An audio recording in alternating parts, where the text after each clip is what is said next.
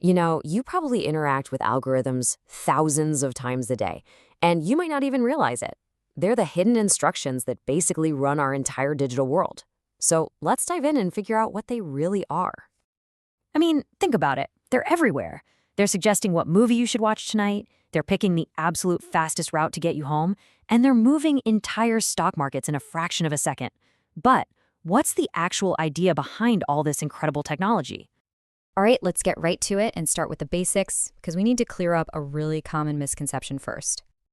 So when you hear the word algorithm, what's the first thing that comes to mind? For a lot of people, it's just some super complex math formula, right? Well, that's not quite the full picture. The difference is subtle, but it's absolutely key to understanding everything else.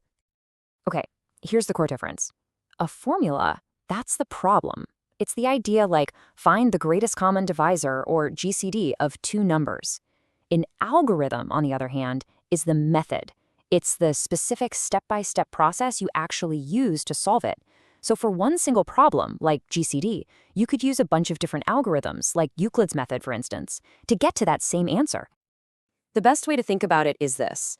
An algorithm is just a recipe. Yep, a recipe. It's a limited, specific sequence of instructions.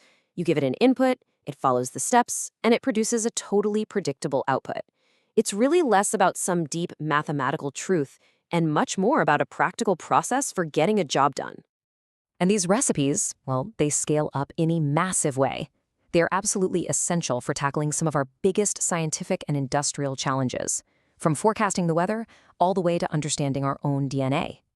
In meteorology, algorithms are sifting through just immense amounts of data to give us our weather forecasts. In physics, they're processing petabytes of data from particle colliders every single year. And in genomics, they're critical for sequencing the human genome, where the data for just one person can fill an entire DVD. They really are the workhorses of modern science. Here's a perfect real-world example, a modern traffic light. An old traffic light, it just uses a simple timer. But a smart light uses a scheduling algorithm. It's constantly gathering real-time data on traffic, on the weather. Then it analyzes that to predict what's needed, and it dynamically adjusts the light timing to optimize the flow of cars. It's a simple idea, but it has a huge impact on our daily commutes. Okay, so now let's bring the scale down a bit. From these huge global science problems to the devices that are sitting right in front of you.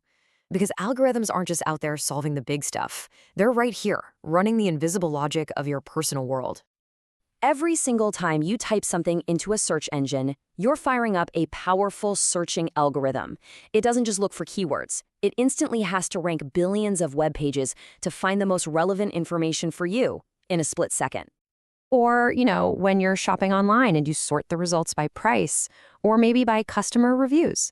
You're using a sorting algorithm. It takes this huge, messy list of products and instantly arranges it into a useful order so that you can actually make a decision. Now, this one might actually surprise you. Your Wi-Fi router depends on an algorithm called the fast Fourier transform. It's constantly converting signals back and forth between the time domain and the frequency domain.